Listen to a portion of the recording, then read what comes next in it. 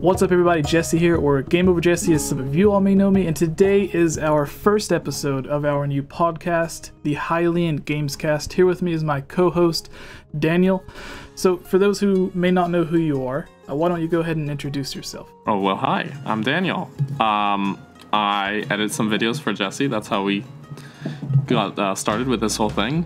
I also have my own YouTube channel called NSHG Films, and I'm something of a freelance-ish editor person. I also did videos for Nintendo Prime, and I'm just an all-around cool guy that's been everywhere. Yeah, actually, we became friends when he was actually working on videos for Zelda Informer. Now he's working with Nintendo Prime on my channel, a little bit with the Chamber of Sages, and can basically be found everywhere. But in this podcast, there are a bit more of a structure, or there is a bit more of a structure compared to the typical discussion videos that you'll find. In this, we are going to begin with some recent news from the week, whatever made a big splash, or whatever the most popular pieces of Nintendo news and other news is. Then we're going to move on to our topic of discussion for the episode, and finally we're going to be ending with questions sent in from viewers like yourself. Of course, this is our first episode, so our first set of questions are coming from Twitter and Discord, which you can follow us on Twitter. The links are in the description and the top pinned comment, and you can join on Discord to chat with us whenever you would like. So this brings us to our first piece of news. Super Mario Odyssey has review scores that are apparently being leaked. The review embargo hasn't lifted on the game yet.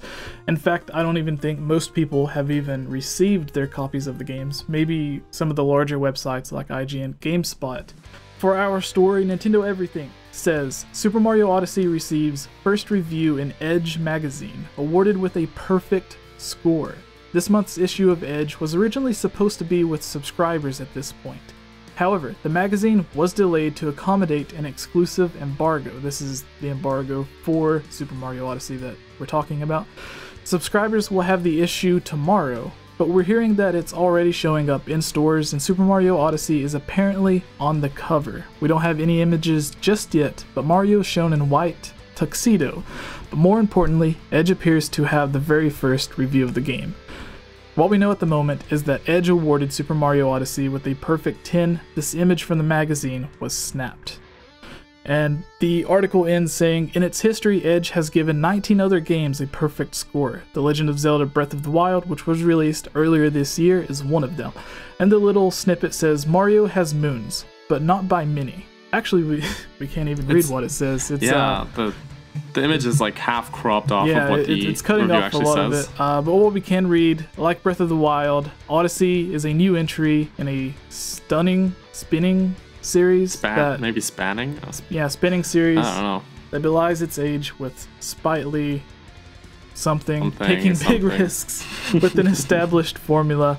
So basically what it's saying is, similar to Breath of the Wild, Mario Odyssey is taking some risks and changing the established formula. Maybe not on the scale that Breath of the Wild has, but we have seen a lot of new features added into Super Mario Odyssey that we haven't seen in other games, and apparently it's paid off well, receiving its first review score as a perfect 10. Now, this doesn't mean that the game is perfect. Even games that are 10s have their flaws, but it is a good sign that everyone, I guess, was right about their expectations for Breath of the Wild. I don't think anyone really thought it was going to come out and be a complete fail. What were your expectations leading into Super Mario Odyssey, and how does this leaked review score of a 10?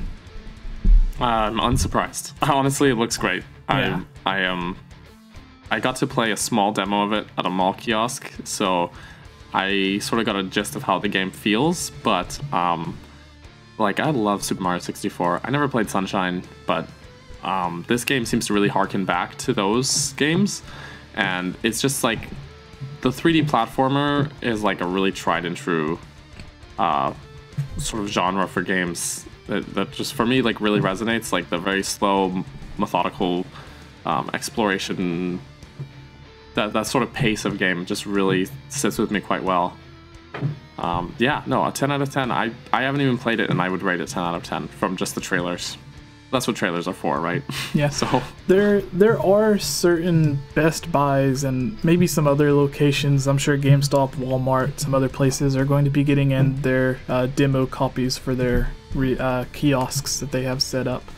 But I've seen articles from people saying that fans are like standing in line just to play Mario Odyssey, and they're not just playing through it, but there are people showing up every day to speedrun the different levels in the demo for Super Mario Odyssey. That's some dedication. Yeah. Here's a tip, guys. Bring your kid. I kid you not. So I went with my son. This was a few months back, actually, that when they had it set up. But there's a Nintendo kiosk in the huge mall near me. And I brought my son. And I guess because he's like 4, they just shuffled him right through the line, past all the teenagers waiting. And we just got right up to the front of the line and got to play. The only thing is we had to wait like 5 minutes for the game to be freed up. But then we were jumped to the front of the line. And while we waited, we got to play ARMS, because it was right before ARMS was released, so it was a great time. But yeah, bring your kids to these demos, because they'll get priority over like the 30-year-olds that are waiting. Awesome. Yeah. So, yeah, I just think it's really cool that people are already so addicted to the game that they're just... Maybe they're trying to get an early start on speedrunning, because just like with Breath of the Wild, I'm sure speedrunning Super Mario Odyssey is going to get popular very soon. There's already people that try making it off the Great Plateau as fast as possible, people heading straight for Ganon.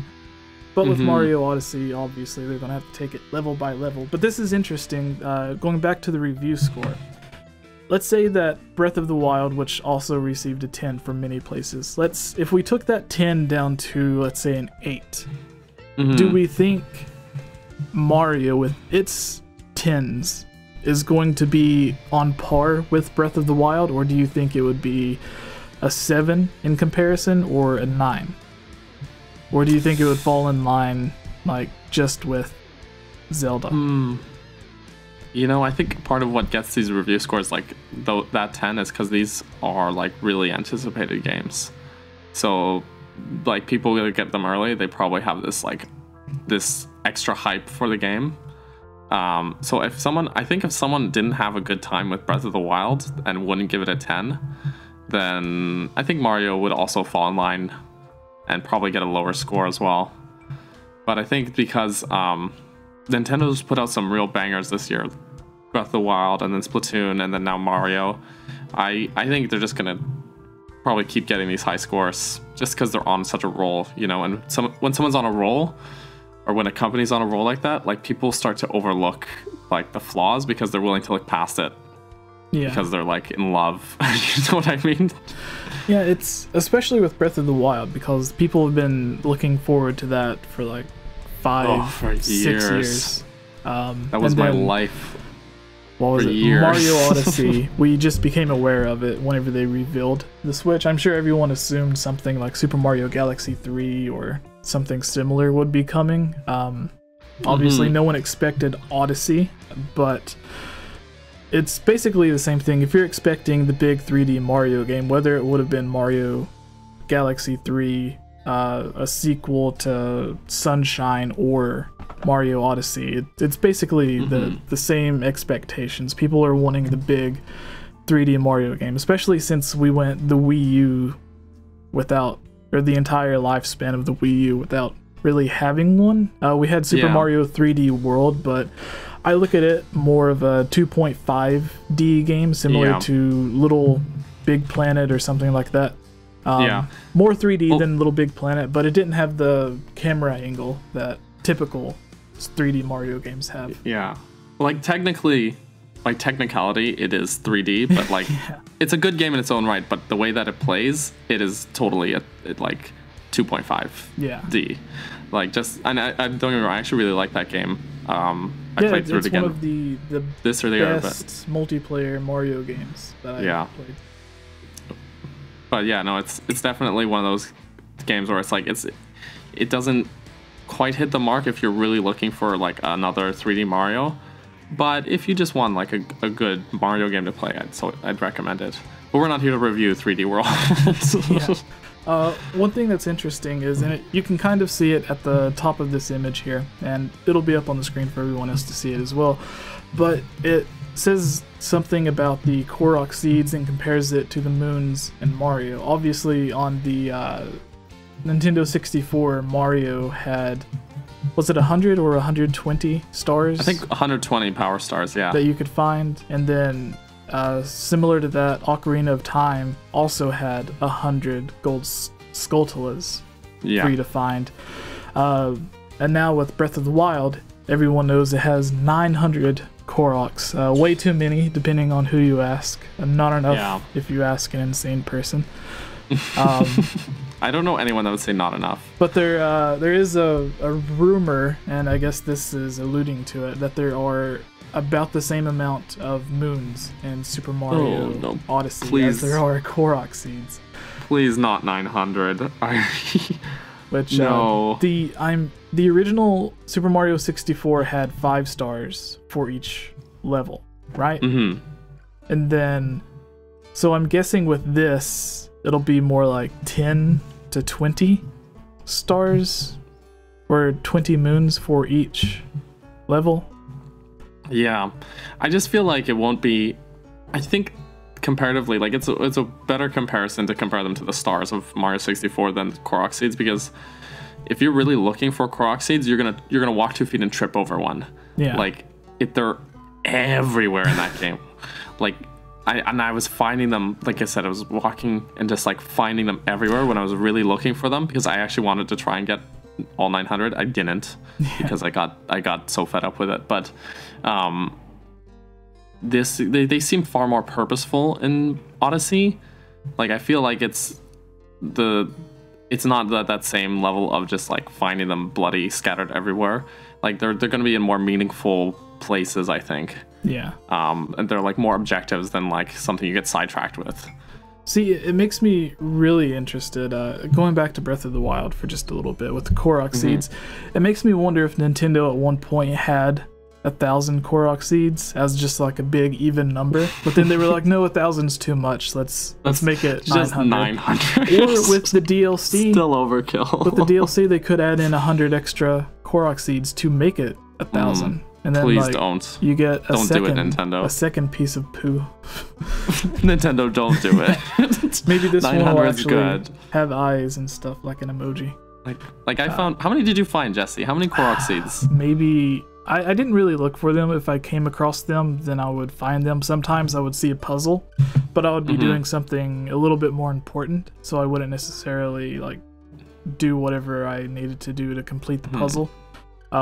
Like if you're up on a mountaintop and you have to get to a specific location, and then you see the rings that you have to paraglide through to take you back down to the bottom of the mountain, I just skipped those. Some of the ones I came across with arrows, I didn't have any arrows to shoot the targets, so I think I came around. How do you not have arrows? 300.